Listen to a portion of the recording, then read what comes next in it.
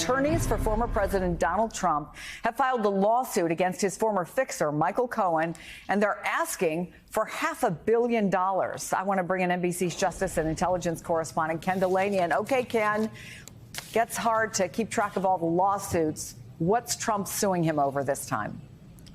Chris, Donald Trump is claiming that MichaelCohen is guilty of breach of contract, breach of attorney-client privilege, unjust enrichment.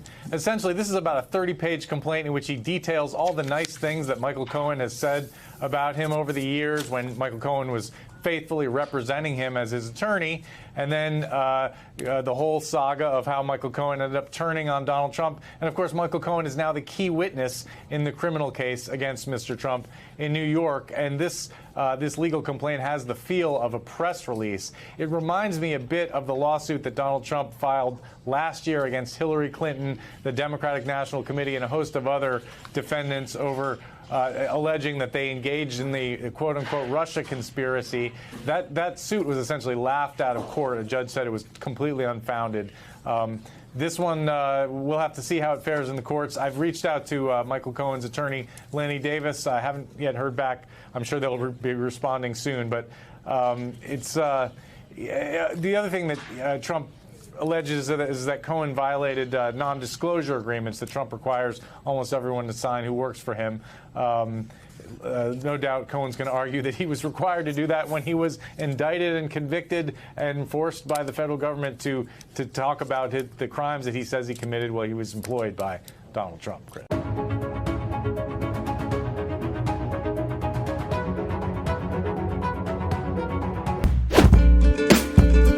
Developing this morning, Ukraine's security service has launched a war crimes investigation into the horrifying video that appears to show the beheading of a Ukrainian soldier. This is the second video to emerge on social media showing graphic violence against Ukrainian soldiers. Now, CNN is not showing these videos, but we do have some freeze frames from the clips that appear to show the victims and the perpetrators and give us a sense of who they may be. Let's look at some of that.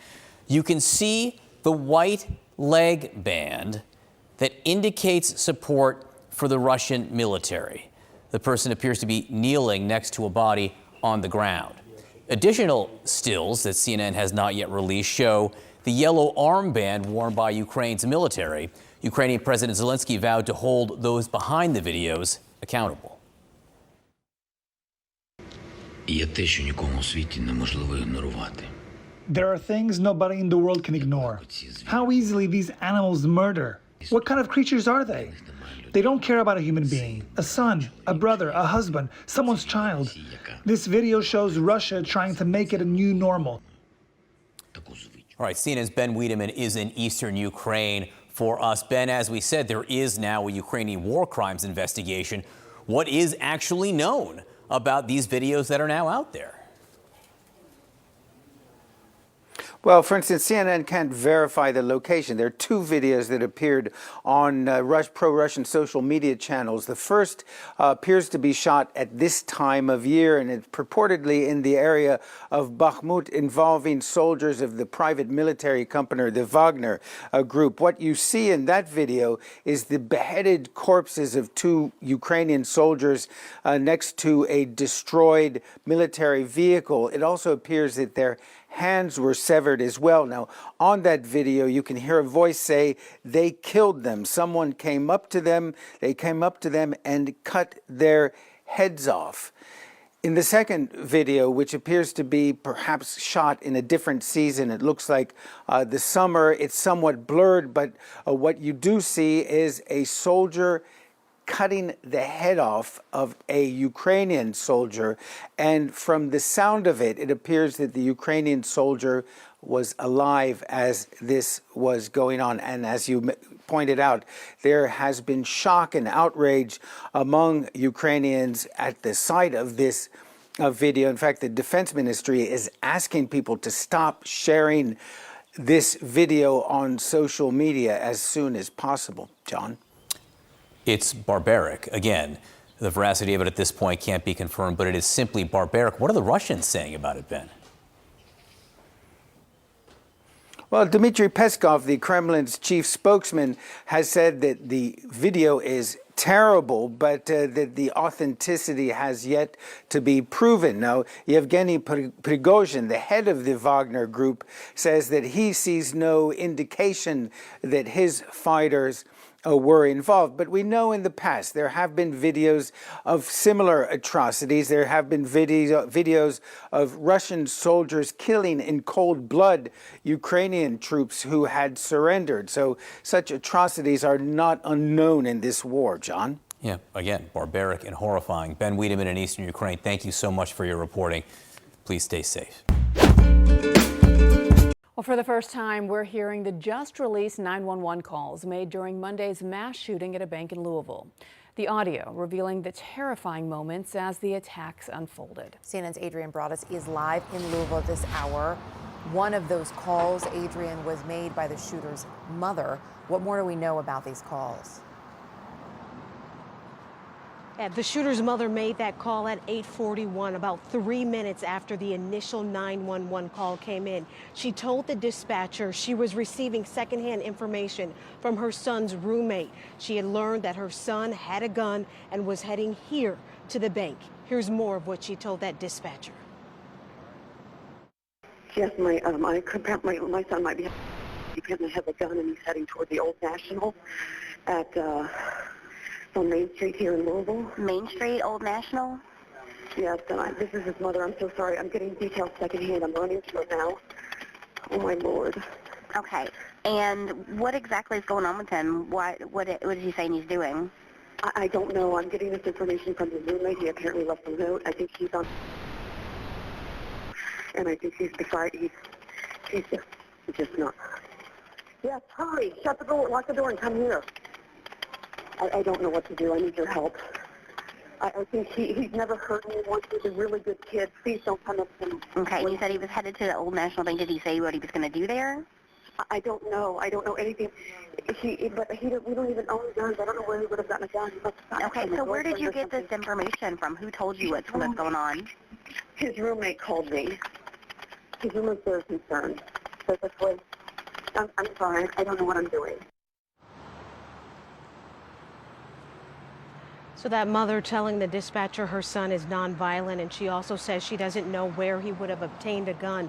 We also heard another call from an employee who witnessed the shooting, who was hiding in a closet, barely speaking above a whisper, trying to give this dispatcher as much information as she could. And as she was speaking, you could hear the shots being fired in the background.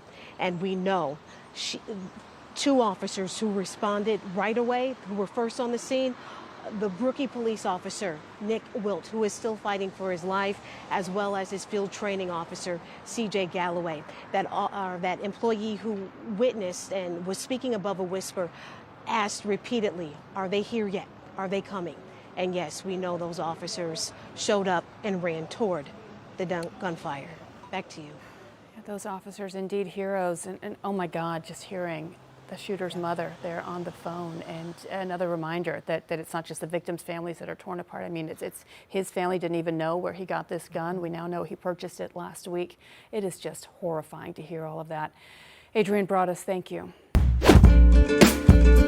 A judge in Delaware has just sanctioned Fox News for withholding evidence in the Dominion defamation lawsuit. The move comes after the same judge ruled that Fox could not argue newsworthiness as a defense for broadcasting false information about Dominion voting machines. This case is supposed to go to trial in a matter of days. Joining me now is NBC News Digital senior reporter Jane Tim. So, Jane, let me ask you first about this sanction. What's going on? So the judge heard evidence that was not turned over to lawyers in court today. Dominion lawyers brought a recording that Abby Grossberg, who is that producer who says that her deposition was coerced and that she was intimidated by lawyers to try and protect Fox, that she had on her Otter, this app that lots of reporters use to record conversations and get a transcript of it, that she turned over this evidence, but that the lawyers themselves did not turn it over to Dominion as they were required. So when the judge heard this evidence, he was pretty miffed and essentially sanctioned Fox and said, look, I may take even further action, but essentially said, if Dominion needs another deposition, you're gonna have it, and that Fox is gonna have to pay for it, and that was the sanction here. And he might appoint a special master? Yeah, so he said that he might appoint a special master to investigate sort of what happened here, how there's this surprise evidence. You know what? Judge Davis made it really clear even weeks ago. He didn't want some smoking gun evidence to come in days before trial. And it sounds like that's potentially what has happened. I haven't heard the recordings myself, so I don't know what there's being said. But there's definitely evidence that they say wasn't turned over and absolutely should have been. Let me ask you about this other ruling that came yesterday about what they can and cannot argue in court. So part of what we had heard about Fox's defense was that when they were airing these claims about Dominion voting machines, about the election, that they were claims the president was making, so they were newsworthy, and that was why they had to cover them. Obviously, they covered it in a much different way. Covered it is even a strong word. They did it in a much different way than every other news organization did. When the judge rules they cannot argue newsworthiness, what does that do to Fox's defense? What other defense do they have? You know, it severely limits their defense. I mean, I can still argue that the Constitution protects them, that the First Amendment is involved here, though even that was limited. And I will say that it's not completely removed from how they're going to talk about this. There's going to be witnesses who say we did this because it was newsworthy. But he said the lawyers cannot go argue this as a legal argument. So he said stay away from the word newsworthy in your opening arguments this next week. But they can, it's going to come up. You're going to hear conversations of newsworthy in trial at least. So this is going to trial. What day does it begin? It's scheduled to begin on Monday. Of course, there's always could be a delay. There's a lot of fast-moving pieces right now, Katie. But I'll be there waiting in court. All right, Jane, thank you very much.